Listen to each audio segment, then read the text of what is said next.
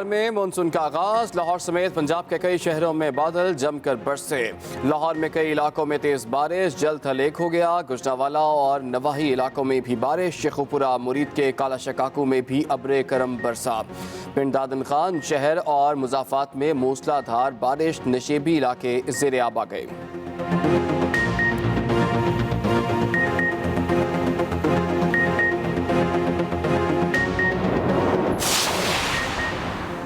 کراچی اور حیدرآباد کے مختلف علاقوں میں کہیں ہلکی کہیں تیز بارش، بجلی کی فراہمی معطل۔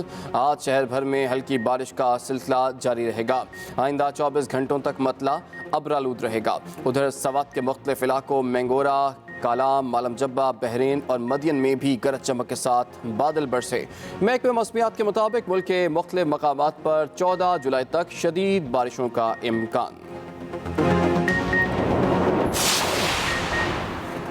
ملک میں کرونا کے حملے جاری، ایک دن میں مزید 15 افراد دم توڑ گئے۔ ملک میں 24 گھنٹوں کے دوران 1808 نئے کیسز رپورٹ۔ NCOC کے مطابق ایک دن میں 47,015 کرونا ٹیسٹ ہوئے۔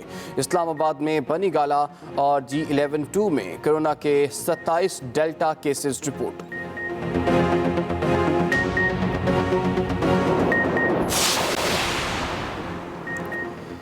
وزیر اعظم عمران خان آج ایک روزہ دورے پر لاہور آئیں گے۔ وزیر اعلیٰ پنجاب سردار عثمان بزدار وزیر اعظم سے ملاقات کریں گے۔ صوبے کے انتظامی اور سیاسی امور بارے بریف کریں گے۔ ترقیاتی منصوبوں بارے آئندہ اہداف سے بھی آگاہ کیا جائے گا۔ وزیر اعظم مونسون شجرکاری کے سلسلے میں پودا بھی لگائیں گے۔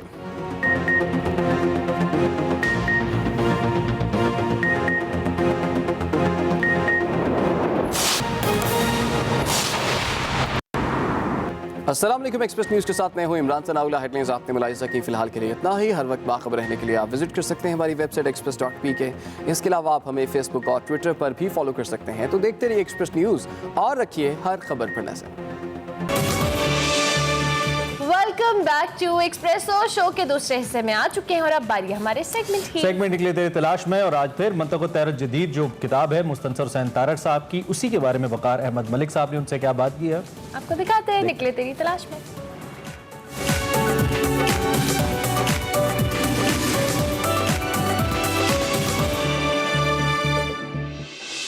السلام علیکم ناظرین، آپ دیکھ رہے ہیں نکلے تیری تلاش میں اور میں ہوں وقار احمد۔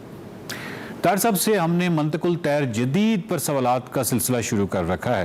منطق الطیر جدید جو ہے وہ بڑا ہی خوبصورت ناول ہے۔ اس میں جو اندر جو ریفرنسز ہیں، اس کے اندر جو تھاٹس ہیں، خیالات ہیں، وہ بہت ہی کمال ہیں۔ بہت ہی کمال اور بہت ہی خوبصورت ناول ہے منطق الطیر جدید، جس پر ہم نے تارڑ صاحب سے اس ناول کے اندر سے سوالات، اس کے جو مختلف موضوعات ہیں ان پر ہمارا جو سوالات کا سلسلہ وہ جاری ہے۔ تارڑ صاحب صوفیاء کے جو بیشتر بیانات ہوتے ہیں ان کے پیچھے ان کا ایک داخلی مشاہدہ ہوتا ہے، اور اس داخلی مشاہدے کا یا کوئی واردات جس کو ہم روحانی واردات کہتے ہیں اس کا وہ بیان ہوتا ہے۔ بلکہ کچھ صوفیاء تو کہتے ہیں کہ اس طرح کے مشاہدات کا بیان ممکن نہیں ہے یا بہت مشکل ہو جاتا ہے، کیونکہ مشاہدے کے اندر ایک ویوڈ قسم کی ڈیٹیلز بہت زیادہ ہوتی ہیں۔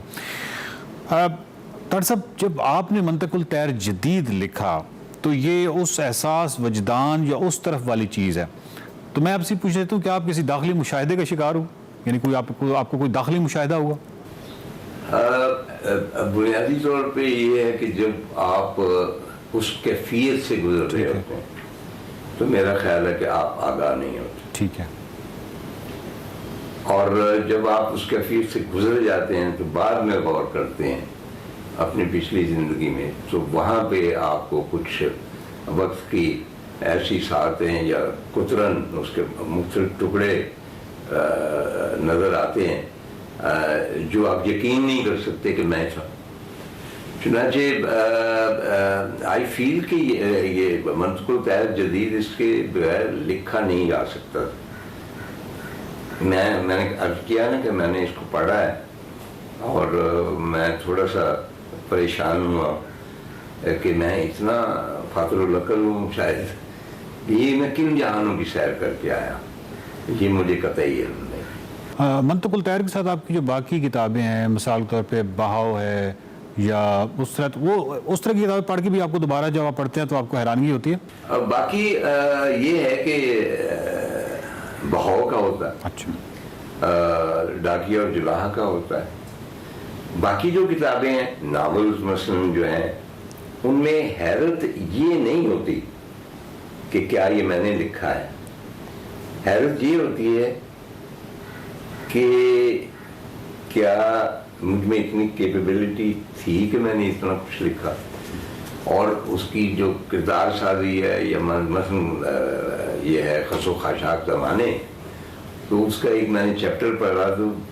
میں نے میرا خیال اب مجھ میں وہ نہیں رہی وہ طاقت یا کہہ لیں کریٹیو ایبلٹی جو کہ ودیت کرتا ہے، یہ کچھ چیزیں ودیت کرتا ہوتی ہیں آپ کو دی جاتی ہیں، اور میں سمجھتا ہوں کہ وہ ایک امانت ہوتی اور اس کا حساب لیا جاتا ہے کبھی نہ کبھی کہ اگر آپ کے پاس یہ کیپیبلٹی تھی تو اس کو آپ نے مثبت طریقے سے اس دنیا کی بہتری کے لیے یا لوگوں کے جو خواب ہیں ان کو پورا کرنے کے لیے کیوں استعمال نہیں کیا۔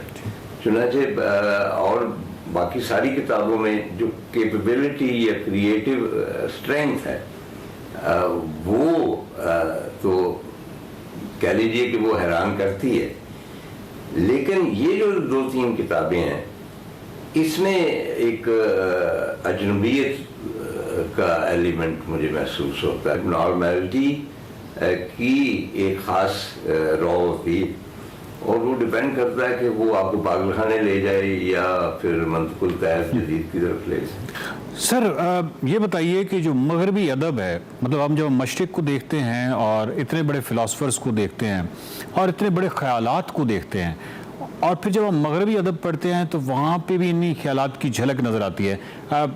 یقیناً آپ ایک بہت ہی کثیر المطالعہ شخص ہیں، تو اس حوالے سے تھوڑا سا بتائیے کہ مغربی ادب پر کیا یہ مشرقی خیالات کا باقاعدہ اثر نظر آتا ہے؟ ویسٹ کے اوپر جو ہماری تہذیب کا یعنی ایسٹرن تہذیب کا اور خاص طور پہ صوفک تہذیب کا اثر ہے، اس کے بارے میں کسی نے کبھی غور نہیں کیا، کیونکہ ویسٹ ظاہر ڈومینیٹ کرتا ہے، سو مچ سو کہ مثلا رابنسن کروزو کی جو ہے کہانی، وہ ایک عرب مصنف سے جغرافیہ دان، انہوں نے لکھی تھی کہ ایک نوجوان کس طرح جزیرے میں ہو جاتا ہے اور اس کے بعد وہ کس طرح مختلف مراحل سے گزرتا ہے، اس کو ایگزیکٹلی رابنسن کروزو کی کہانی۔ اسی طرح اب یہ میری دریافت ہے، ہو سکتا ہے کہ اس میں کوئی سکم ہو کہ بہت مشہور جو ہے الکیمسٹ پالو کوئلو کی کتاب، میں تو اس کو بہت زیادہ اہمیت نہیں دیتا، لیکن باہر طور وہ دنیا میں بہت پڑی، میں سمجھتا ہوں کہ وہ بھی منطق الطیر سے متاثر شدہ ایک کہانی ہے، کیونکہ بنیادی طور پہ اس میں بھی یہ ہے کہ وہ شخص جو خزانہ تلاش کرنا چاہتا ہے اور وہ پوری دنیا گھوم جاتا ہے، مصر جاتا ہے، مراکو جاتا ہے کہ خزانہ، اور فائنلی خزانہ کہاں ہوتا ہے؟ وہ وہیں اس درخت کے نیچے ہوتا ہے جہاں وہ بیٹھ کر بکریاں چرایا کرتا تھا، یعنی وہ خزانہ وہیں موجود ہوتا ہے۔ اسی طور آپ دیکھیں گے کہ تار کے پرندے بھی جب کاف کے پہاڑ پہ پہنچتے ہیں تو وہاں وہ خود ہی موجود ہے، انہیں کہیں جانے کی ضرورت نہیں۔ چنانچہ ایک جو وحدت الوجود کا فلسفہ ہمارے ہاں مطلب ہے کہ بہت ایک پسندیدہ شکل، اور اس کی بنیادی وجہ جو مذہبی تعصب تھا اس کے اگینسٹ جو صوفیہ کرام کی تحریک تھی اور جو انسانیت پر مبنی تھی، اس نے زیادہ پاپولیرٹی حاصل کی۔ اس کا منبع بھی بنیادی طور پہ فرید الدین عطار ہے، کیونکہ سچ جو ہے وہ آپ کے پاس ہے، آپ کہیں جانے آنے کی ضرورت نہیں ہے۔ بلے شاہ کے مختلف شعر آپ دیکھیں کہ وہ کیا کہتے ہیں کہ اندر چاتی ماری نہ، تو وہ کہ اندر ہی ہے سارا کچھ، باہر کیا ڈھونڈ رہے۔ تو اسی طرح مجھے جو ہے سچل سرمست، ان کا کلام اردو کلام 7 زبان کہلاتے تھے اور 7 زبانوں میں شعر کہتے تھے انکلوڈنگ پنجابی، تو وہ پڑھنے کا اتفاق ہوا۔ آشکار ان کا تھا تخلص، وہ دیوان آشکار ہے، اس میں 3-4 ان کی جو نظمیں ہیں وہ عطار کے بارے میں، اور وہ کہتے ہیں کہ میں تمام اپنی انسپریشن عطار سے لیتا ہوں، اور وہاں سے ہوا آ رہی ہے اور وہاں سے خوشبو آ رہی ہے، اور ایک جگہ کہتے ہیں کہ عطار میرا یار ہے، اور جس نے بھی عشق سیکھنا ہو اس کو چاہیے کہ منطق الطیر کو پڑھے۔ چنانچہ باقی شعراء میں بھی عطار کا جو ہے اثر انگیزی جو ہے ڈیفینیٹلی موجود ہے۔ اب میں ایک بہت چھوٹے لیول پہ، ایک لیٹس سے بھی کریٹیو لیول پہ میں نے اس کی شدت محسوس کی عطار کے پیغام کی۔ اور خاص طور پہ جو پرانے جتنے بزرگ تھے آپ جانتے ہیں کہ وہ کہانیوں سے اور مطلب کہ اس طرح کام چلاتے تھے اور سبق آموز کہانیاں ان کو کہتے تھے. تو انہوں نے بھی ایک وہ پوری تمثیل جو تھی برڈز کی وہ کریٹ کی, اور جس طرح برڈز آپس میں ان کا سالار تھا. تو میں تفصیل میں نہیں جاتا. تو وہ کاف کی پہاڑی کی طرف اڑان کرتے ہیں, راستے میں کچھ 7 وادیاں آتی ہیں, کوئی موت کی ہے, کوئی انکار کی ہے, مطلب ڈیتھ کی ہے, کوئی سردی کی ہے, کوئی گرمی کی ہے, ان میں سے گزرتے ہیں.